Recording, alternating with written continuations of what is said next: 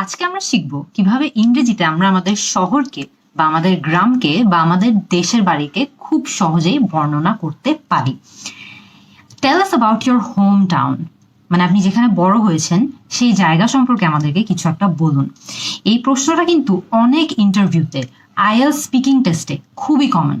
In fact আপনি যদি কোনো কারণে বিদেশে চলে যান তাহলে আপনার বিদেশের নতুন বন্ধুরাও কিন্তু আপনাকে এই প্রশ্নটা করতে পারে যে tell us about your home town, মানে আপনি যেখানে বড় হয়েছেন বা যেই শহরে বড় হয়েছেন সেই শহর সম্পর্কে আমাদেরকে কিছু একটা বলুন, বা সেই গ্রাম সম্পর্কে আমাদেরকে কিছু একটা বলুন। ইজিলি কিন্তু চাইলে জাস্ট 4টা স্টেপ ফলো করলে আপনি যে কোনো শহর থেকেই আপনি হোক না কেন, আপনি কিন্তু চাইলেই আপনার শহরকে সেই 4টা ধাপের মধ্যে ডিসক্রাইব বা বর্ণনা দিতে পারবেন। চলুন আমরা একটা একটা করে আজকে দেখে নিই যে এই ধাপগুলো কি। সো ফার্স্ট স্টেপে আমরা আমাদের শহরের নাম এবং আমাদের শহরের আয়তন বা সাইজ, এই দুটো নিয়ে বর্ণনা দিব বা ডিসক্রিপশন দিব। সো সেটা আমরা কিভাবে করতে পারি? একদম ইজি একটা স্ট্রাকচার আছে, যেই স্ট্রাকচারে কিন্তু আপনি যে কোনো শহরের নাম এবং তার সাইজ ফেলে দিলে আপনার দুটো বাক্য অটোমেটিক্যালি রেডি হয়ে যাবে। স্ট্রাকচারটা কি? I live in dash. I live in dash, it's a dash city. আমি যদি আমার এক্সাম্পল দেই তাহলে আমি কি করব জানেন? আমি বসাবো I live in Dhaka, it's a big city. আমরা কিন্তু দুটো বাক্য অটোমেটিক্যালি রেডি। বা আমি যদি চিটাগং এ থাকি তাহলে আমি বলবো I live in Chittagong, it's a beautiful city. আর একটু ইনফরমেশন অ্যাড করুন না, বলুন না it's a beautiful city by the sea, মানে সমুদ্রের পাশে খুবই সুন্দর একটা শহর হলো চিটাগং। এভাবে কিন্তু আপনি মেইন স্ট্রাকচারটা, আপনার মূল যেই স্ট্রাকচারটা আছে সেটাকে সেম রেখে আরো অনেক ইনফরমেশন অ্যাড করতে পারেন। আপনার মূল স্ট্রাকচারটা কিন্তু সেমই থাকছে, I live in dash, it's a dash city. মূল স্ট্রাকচারটা সেম, কিন্তু বেশি বেশি করে ইনফরমেশন অ্যাড করুন, এটা দেখানোর জন্য যে আপনি অনেক ইংলিশ জানেন। আমরা কিন্তু ইতিমধ্যে দুটো বাক্য পেয়ে গিয়েছি। আমাদের ফার্স্ট সেন্টেন্সটা কি? I live in Dhaka, it's a big city. আমি ঢাকায় থাকি এবং ঢাকা একটি বড় শহর। চলুন আমরা দেখি যে কিভাবে এখানে আরো অনেক ডিটেলস বাড়ানো যাবে। সেকেন্ড স্টেপে সেটা আমরা দেখব। স্টেপ 2, এই স্টেপে আপনি আরো বিস্তারিত আলোচনা করবেন, একটু ব্যাকগ্রাউন্ড ডিটেলস অ্যাড করবেন। চলুন দেখি কিভাবে। আমি চাই যে এই স্টেপটাতে আপনারা 3টা প্রশ্নের কথা ভাবুন। ফার্স্ট কোয়েশ্চেনে একটু চিন্তা করুন, আপনার দেশের বাড়ি বা আপনার শহর বা আপনার হোম টাউন কিসের জন্য বিখ্যাত? হোয়াটস ইট ফেমাস ফর? সেকেন্ড কোয়েশ্চেনে একটু চিন্তা করে দেখুন যে আপনার হোম টাউন নিয়ে বা আপনার শহর নিয়ে যখন আপনি ভাবেন বা চিন্তা করেন তখন কোন শব্দগুলো সাথে সাথে আপনার মাথায় আসে। থার্ড কোয়েশ্চেনে এটা নিয়ে একটু চিন্তা করুন যে আপনি আপনার হোম টাউনে কয়দিন ধরে আছেন।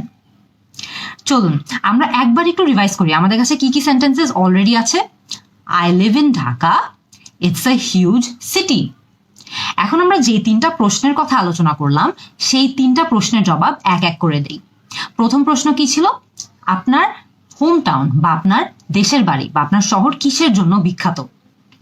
আমরা যদি ঢাকার কথা ভাবি তাহলে হয়তো আমরা এটা বলতে পারি, Dhaka is famous for its food, culture and historic places. মানে ঢাকা তার খাবার, ঐতিহ্য এবং ঐতিহাসিক স্থানের জন্য বিখ্যাত বা পরিচিত। সেকেন্ড কোয়েশ্চেন কি ছিল? যে ঢাকা নিয়ে চিন্তা করলে সাথে সাথে আমাদের মাথায় কোন কোন শব্দগুলো আসে। যেমন আমি যখন ঢাকা নিয়ে চিন্তা করি সাথে সাথে আমার মাথায় আসে ট্রাফিক, অনেক ট্রাফিক জ্যাম। সাথে সাথে আমার মাথায় আসে অনেক মানুষ। সো আমি কি সেন্টেন্স বলতে পারি? Dhaka has a lot of traffic and it's a crowded city as well. ঢাকায় অনেক ট্রাফিক আছে এবং ঢাকায় অনেক মানুষও আছে। আপনি চাইলে কিন্তু এই সেন্টেন্সটাকে আরো অনেক স্টাইলিশ ভাবে বলতে পারেন। সেটা কি জানেন? Dhaka is a বাসলিং city. বাসলিং শব্দটার মানে কি জানেন? যে ঢাকা অনেক ব্যস্ত একটা শহর, অনেক ট্রাফিক, অনেক অ্যাক্টিভিটি, অনেক মানুষ। It's a বাসলিং city. আমরা কিন্তু আজকে একটা নতুন শব্দও শিখে ফেলেছি, তাই না? আমরা থার্ড কোয়েশ্চেনের উত্তর দিই এখন। থার্ড কোয়েশ্চেন কি ছিল আমাদের? যে আপনি আপনার হোম টাউনে কয়দিন ধরে আছেন। I have been living in Dhaka for 5 years। এখানে আমি কি টেন্স ব্যবহার করেছি এটা একটু খেয়াল করেন। আমি বলেছি I have been living in Dhaka for 5 years. Have been living মানে কি জানেন? যে আমি 5 বছর আগে ঢাকায় এসেছিলাম এবং এখনো আমি ঢাকায়ই থাকি। Have been living. আমাদের এখন টোটাল কয়টা সেন্টেন্স রেডি হয়েছে বলেন তো? অনেকগুলো কিন্তু ইতিমধ্যে রেডি। আমাদের ফার্স্ট দুটো সেন্টেন্স কি ছিল? একদম simple, I live in Dhaka, it's a huge city. এরপরে আমরা 3টা নতুন প্রশ্ন যোগ করেছি। সেই প্রশ্নগুলো কি? It's famous for its food, culture and historic places. এরপরে আমরা কি সেন্টেন্স পেয়েছি? Dhaka is a বাসলিং city. আবার বলে দেই, বাসলিং মানে কি? অনেক ব্যস্ত একটা শহর। আর আমরা লাস্ট কি সেন্টেন্সটা পেয়েছিলাম? I have been living in Dhaka for 5 years.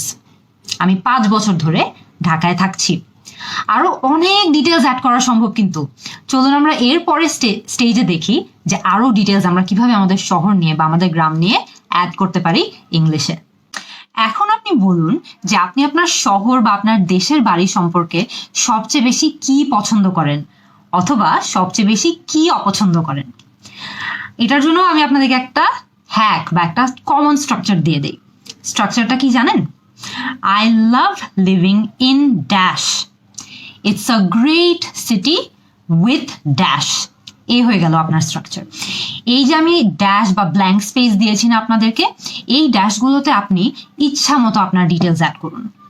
যেমন আমি যদি বলি I love living in Dhaka, আমার ঢাকায় থাকতে অনেক ভালো লাগে। It's a great city with a lot of work opportunities, মানে এই শহরটা খুবই ভালো এবং এখানে কাজ করার অনেক সুযোগ আছে। I love living in Dhaka.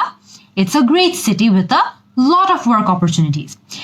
মনে করেন আপনার ঢাকায় থাকতে একদমই ভালো লাগে না, তাহলেও কিন্তু একটা কমন স্ট্রাকচারে ফেলা সম্ভব। সেই স্ট্রাকচারটা কি জানেন?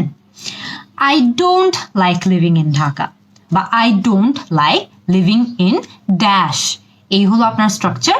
ড্যাশে আপনি ঢাকা বসিয়ে দেন, আপনি বলেন I don't like living in Dhaka. It's a terrible city with dash। আমি যদি আমার এক্সাম্পলে বসাই তাহলে আমি বলতে পারি it's a terrible city with a lot of traffic. আমার ঢাকায় থাকতে একদমই ভালো লাগে না, ঢাকায় অনেক ট্রাফিক জ্যাম। এই হয়ে গেল আপনার আরেকটা সেন্টেন্স। আরো ডিটেলস অ্যাড করতে পারেন কিন্তু আপনি কিন্তু চাইলেই বলতে পারেন the traffic makes it very stressful for me to live here. মানে এইখানে এত ট্রাফিক যে এই ট্রাফিকের কারণে আমি অনেক মানসিক চাপ অনুভব করি। স্ট্রেসফুল মানে মানসিক চাপ। লাস্ট স্টেপে এখন আপনি বলুন যে আপনার যেই শহরের কথা আপনি বর্ণনা দিচ্ছেন বা যেই ভিলেজ বা যেই গ্রামকে আপনি বর্ণনা দিচ্ছেন, এই শহরটা বা এই গ্রামটা সময়ের সাথে কত পাল্টিয়েছে। কিভাবে করতে পারি? এটার জন্য আপনাদেরকে একটা কমন স্ট্রাকচার দিয়ে দেই। কমন স্ট্রাকচারটা কি জানেন? এই হলো structure. Over time dash has become dash. এই তো আমাদের সেন্টেন্সটা বানাই। Over time Dhaka has become more crowded. মানে সময়ের সাথে, ওভার টাইম মানে কিন্তু সময়ের সাথে ঢাকার ট্রাফিক আরো খারাপের দিকে গিয়েছে। চলেন তো আমাদের সব সেন্টেন্সগুলো বা সব বাক্যগুলো আরেকবার খুব তাড়াতাড়ি রিভাইজ করে ফেলি। সো আমাদের first sentence, I live in Dhaka, আমি ঢাকায় থাকি। Second sentence, it's a huge city, শহরটা অনেক বড়। Third sentence, it's famous for its food, culture and historic places. মানে ঢাকা তার খাবার, তার ঐতিহ্য এবং ঐতিহাসিক স্থানগুলোর জন্য পরিচিত বা বিখ্যাত। এর পরের sentence, Dhaka is a বাসলিং city. বাসলিং এর মানে কি বলেন তো? আপনারা কিন্তু জানেন। এর পরের sentence, I have been living in Dhaka for 5 years. আমি 5 বছর ধরে ঢাকায় থাকছি। সিক্সথ সেন্টেন্স বা 6 নম্বর sentence, I don't like living in Dhaka, it's a crowded city with a lot of traffic. আমার ঢাকায় থাকতে ভালো লাগে না, কারণ ঢাকা অনেক বেশি ক্রাউডেড এবং ঢাকায় অনেক বেশি traffic. Last sentence, over time Dhaka has become more crowded, মানে সময়ের সাথে ঢাকায় ক্রাউড বা ঢাকায় মানুষজন আরো বেশি বেড়ে গেছে। আমাদের কিন্তু ইতিমধ্যে 7টা সেন্টেন্স খুব ইজিলি 4টা স্টেপে আমরা রেডি করে ফেলতে পেরেছি, রাইট? আমরা কিন্তু যে কোনো কারো গ্রাম বা যে কোনো কারো দেশের বাড়ি বা যেই শহরে আমরা থাকি সেই জায়গাগুলোকে এভাবে ইজিলি এই 4টা স্টেপ ফলো করে বর্ণনা করতে পারি। আপনাদের শহর বা আপনাদের গ্রামকেও এই 4টা স্টেপ ফলো করে এখনই আমার কাছে ডিসক্রিপশনটা কমেন্ট সেকশনে লিখে পাঠিয়ে দিন, এবং আমিও দেখতে চাই যে আপনাদের শহর বা আপনাদের গ্রাম কিরকম, বা আপনাদের শহর বা গ্রামে আপনাদের থাকতে কেমন লাগে। See you in the next class.